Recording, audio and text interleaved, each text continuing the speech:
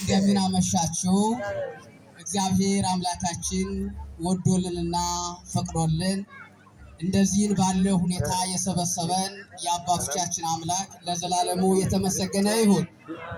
እንደምታዩት እንግዲህ ሁሉ ተደካክሞ ሊቃውንቱ እየተነሳ እየሄደ ባለበት ሁኔታ ለማስተማር ምቹ መስመር የለውም። ብቻ እኔ እንደምን ዋላችሁ ለማለት ብቻ ነው የቆሙት ብዬ ነው የማምነው። ያለ ሰፋ ባለ መልኩ ነገ የሚጋበዙ መምህራን የዕለቱን በዓል በደመቀ ሁኔታ እንዴት ባለ ሁኔታ የበዓሉን ምስጢር እንዴት ባለ ሁኔታ ማክበር እንዳለብን በምን እንደተሰበሰብነ ነገ የሚነግሩን ይሆናል ማለት ነው። እንግዲህ ዛሬ ቅድም እንዳልኋችሁ ማቴዎስ 3:16 ላይ ወናሁ ተርኅወ ሎቱ ሰማይ፣ ይህ ማለት ወደ አማርኛ ሲተረጎም እነሆ ሰማይ ተከፈተ ማለት ነው። ምናልባችሁ ሰማይ ተከፈተ። ሰማይ ማለት በአውደ ቃሉ ወይንም ደግሞ በፍቹ አውድ ሲተረጎም ሰማይ የሚከፈት የሚዘጋ ማለትም አይደለም። ይህ ሁኔታ ብቻ ይህ ባህሪ ለአንዲት ሰዓት ያህል የሚጨምር ወይንም ደግሞ የሚያስፈልግ የሚታተት ታላቅ ቃል ነው ማለት ነው። ሰማይ እንላለን እኛ። ሰማይ እንግዲህ እንደዚህ ባለ ሁኔታ በዋከፍ ካለ ቦታ የሚታይ ነገር ነው። ሰማይ አይደለም ቃሉም ሲጠራ ሊቃውንተ ቤተክርስቲያን ሲያመሰጥሩት ሲነገር ሲገልጹት ስዕለ ማይ ነው የሚባለው። ስዕለ ማይ ማለት ምንድነው? የውሃ ስዕል ለየት ጋባ ማይ ውስተ ምዕላዲሁ ብሎ ጌታችን በስዕለ ፍጥረት ጊዜ ውሃዎችን ሁሉ በከፈለ ሰዓት ይህን የረጋ ውሃ የውሃውን ስዕል የምናይበት ስንል ሰማይ እንለዋለን። ይህ ሰማይ እንግዲህ የረጋ ውሃ የሚዘጋ የሚከፈት ማለት አይደለም። ዛሬ ጌታችን መድኃኒታችን ኢየሱስ ክርስቶስ በተጠመቀ ጊዜ ወይንም ደግሞ የምስጢርን ስርዓት በተነገረ በኋላ ከምስጢር በኋላ እነሆ ሰማይ ተከፈተ አለ። በቅደም ተከተሉ ማቴዎስ 3 ላይ የምናነባቸው ኃይለ ቃሎች በራሱ ቅደም ተከተላቸው ሰፋ ያለ ምስጢር አላቸው። ወተጠምቆ እግዚእ ኢየሱስ ወጻማይ፣ ጌታችን መድኃኒታችን ኢየሱስ ክርስቶስ በውሃ ተጠምቆ ወጣ ካለ በኋላ ምን ይላል? ይከላከላል አባት የለም ለሰጠኝ ሰማይ ተከፈተ ካለ በኋላ ከውሃ ተጠመቀ። መስቀል ሞልቶ ነው። አረፍተ ነገሩ ስንኙ በራሱ ይዛባል። ይህ ማለት ምስጢሩ ምንድነው? የሰው ልጅ ከተጠመቀ በኋላ ሰማይ ይከፈትለታል፣ መንግስተ ሰማያት ይገባል ማለት እኮ ነው። ቅደም ተከተሉ በራሱ የሚያስተላልፈው መልእክት በጣም ረቂቅ የሆነ ምስጢር ነው። እኔ ጋር ናችሁ? ምን ነበር ያልኋችሁ? ሰማይ ተከፈተ። ሰማይ ማለት እንዲያው የያዙትን አረፍተ ነገር ቃሉን ቀለል አድርጎ እንድንረዳው አባታችን ሆይ በሰማያት የምትኖር እንላለን አይደለ እንዴ?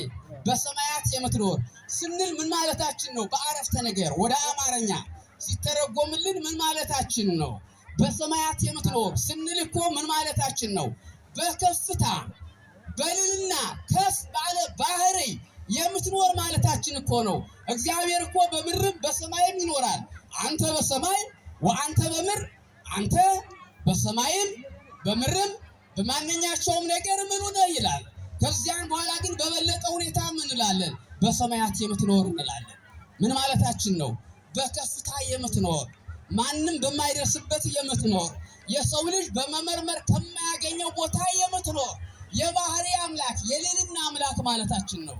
እና ዛሬ ምን ማለታችን ነው? ሎቱ ማለት ወናሁ ተርኅወ ሎቱ ማለት ለጌታችን ለመድኃኒታችን ለኢየሱስ ክርስቶስ መዘርዘሩ ሳይሆን ለሰው ልጅ በምስጢር አማካይነት ወይንም ደግሞ በምስጢር አማካይነት ተዘግቶ የነበረበት የመንግስተ ሰማያት በር በጥምቀት አማካይነት ተከፈተለት ማለት ነው። እንግዲህ አርስቱን እንደው ምናልባት የቆሙት ቤንታም እያሉ ነው ወይም መጀመሪያ እኔን ያለማቆም ትልቅ ጥበብ ነበረ። እንደው አርስቱን ነው ለሊቃውንቱን የምሰጠው፣ መተርጎም አይደለም ማተት አይደለም። ሰፋ ባለ መልኩ ነገር የሚጋበዘው መምህር በማቴዎስ ወንጌል 3 ላይ ሲተረጎም ሰፋ ባለመልኩ መምህሩ የሚያስረዱት ይሆናል። ዛሬ ግን በጥምቀት አማካይነት ያገኘናቸውን አርስቶችን ብቻ ለሊቃውንቱ ለመምህራኑ መስጠት ብቻ ነው። ሁሉም የተማረ አካል ስለሆነ ማለት ነው። እንግዲህ ሰማይ ተከፈተ። ዛሬ ይህ ዘመን ምን ተብሎ ይጠራል? ዘመን አስተርእዮ ይባላል። በሁለት አማካይነት በሁለት ምስጢሮች ዘመን አስተርእዮ ይባላል። አንደኛው አስተርእዮ ማለት በግዕዝ ቋንቋ መገለጽ ነው። የኤጲፋንያ ማለት የሌላ ቋንቋ ነው፣ መገለጽ ነው። መገለጽ የሚለው ምስጢሩ ምንድነው ስንል ጌታችን መድኃኒታችን ኢየሱስ ክርስቶስ ስጋ ለብሶ በለበሰው ስጋ የሰው ልጅ ለማዳን በማየ ዮርዳኖስ የተገለጸበት በክበበ ትፍስሕት ማለትም በሰው ባህሪ የተገለጸበት ወቅት ነው ማለት ነው። አንዱ አስተርእዮ መገለጽ የምንለው። ሌላ ሁለተኛው መገለጽ የምንለው 5500 ዘመን የሰው ልጅ የመዳን ጥበቡ ተሰውሮ የነበረው ምስጢር ጌታችን መድኃኒታችን ኢየሱስ ክርስቶስ በመጠመቁ በዚህ ምስጢር ግን ሰማይ ተከፈተለት ተባለ። እዚህ የበለጠ ክብር ምን አለ? እልል ብላችሁ እስቲ እግዚአብሔር ይህን ያህል ድካም፣ ይህን ያህል ምንጣፍ በማንጠፍ፣ ይህን ያህል በመቆም በመጸለይ፣ ይህን ያህል የደከምነው ምን እንዲከፈትልን ብቻ ነው? መንግስተ ሰማያት እንዲከፈትልን እኮ ነው። የጥምቀቱም ዓላማ ይህ ስለሆነ ከውሃ ተጠመቀ። ከውሃ ከወጣ በኋላ ምን ተባለ? ሰማይ ተከፈተ አለ። ይኸውላችሁ አርስቱን ነው የምነግራችሁ። እንግዲህ በጥምቀት አማካይነት በጥምቀት ምስጢር ምን ተደረገልን? የመንግስተ ሰማያት በር ተከፈተልን። ይህ አንድ አርስት ነው። ሁለተኛው በጥምቀት የምናገኘው ነገር ምንድነው ስንል የዕዳ ደብዳቤያችን ወይንም ደግሞ የዲያብሎስ ባርነታችን የተፋጠበት ትልቅ የሆነ በዓላችን ነው ማለት ነው። ባሕረ ጥምቀት ወይም ደግሞ የምስጢር ጥምቀት። እንግዲህ ታሪኩን ለእናንተ ልተወውና ዲያብሎስ በአዳምና በሔዋን የባርነት አገዛዝ አጽንቶ በያዛቸው ጊዜ ታሪኩን እናንተ ጨርሱት። እነሱም ዲያብሎስ የባርነቱን ምልክት የሚናገር ደብዳቤ፣ ሔዋንም የእሱ የገረድነቱን የሚናገር ደብዳቤ ጽፈው የሰጡትን በማይበሰብስ በማይበላሽ በእብነ ሩካብ እኛ በሚገባን በድንጋይ ቀርጸው ሰጡት ነው። ያን የሰጡትን የሞት ደብዳቤ ወይንም ደግሞ ለዘላለሙ ተገዝቶ የመኖር ደብዳቤን ዲያብሎስ ከየትኛው ቦታ ላስቀምጠው ብሎ አሰበ። እመሬት ብቀብረውስ አለ። እመሬት ደብዳቤ ቢቀበር ለሰው ልጅ መሬትን በተለያየ መልኩ ስለሚፈልጋት ያን ደብዳቤ ያገኝና የሞት ደብዳቤ ስለሆነ ሊሰውርብኝ ይችላል አለ።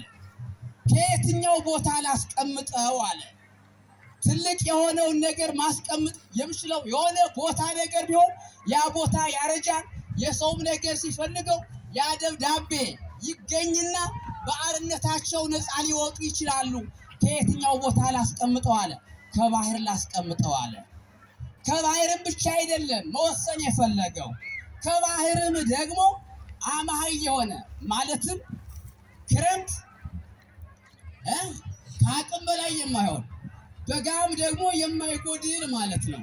እንግዲህ ዮርዳኖስ ለጌታችን ለመድኃኒታችን ለኢየሱስ ክርስቶስ ምስጢረ መለኮት እንዲፈጸምለት የተደረገለት በጣም ብዙ ናቸው። ነገ የሚተነተኑ ይሆናል። ከብዙዎቹ አንዱ ግን አማሃይ መሆኑ ወይም ደግሞ መካከለኛ ውሃ መሆኑ ማለት ነው። አሁን ዮርዳኖስ እኮ እንደ አምን ቢሆን አምንና ሰካራም የተቀበሉትን ይተፋል አይደል እንዴ? አሁን እንደ አምን ቢሆን ዮርዳኖስ እኮ የተሰጠውን ደብዳቤ እንዲያው ክረምትም ጠግቦ ያወጣው ነበር ወደ ዳር አይደለ እንዴ? በጋም ቢሆን ደግሞ ደርቆ እንደ ድንጋዩ ያን ደብዳቤ ያሳይ ነበረ። ዮርዳኖስ ግን እንደዚሁ ተመቸኝ ብሎ ወደ ላይም የማይወጣ ወደ ውስጥም ደግሞ የማይጠቅም ስለሆነ ይህን ምስጢር የሆነ ነገር የሚደብቅ ነው ማለት ነው።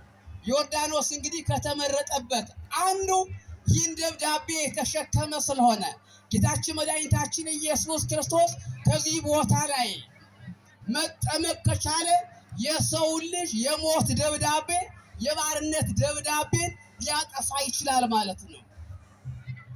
እና በዚህን ምክንያት ከዮርዳኖስ ልጣለው።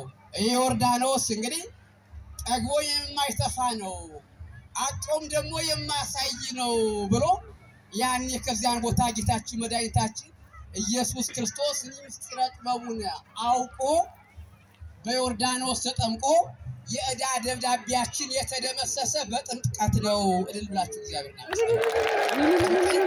በዚህ ያህል ሁኔታ ነው። ብዙ ምክንያቶች ይኖራሉ። ነገ የሚሰጣቸው መምህራን የሚያመሰጥሩት ይሆናል።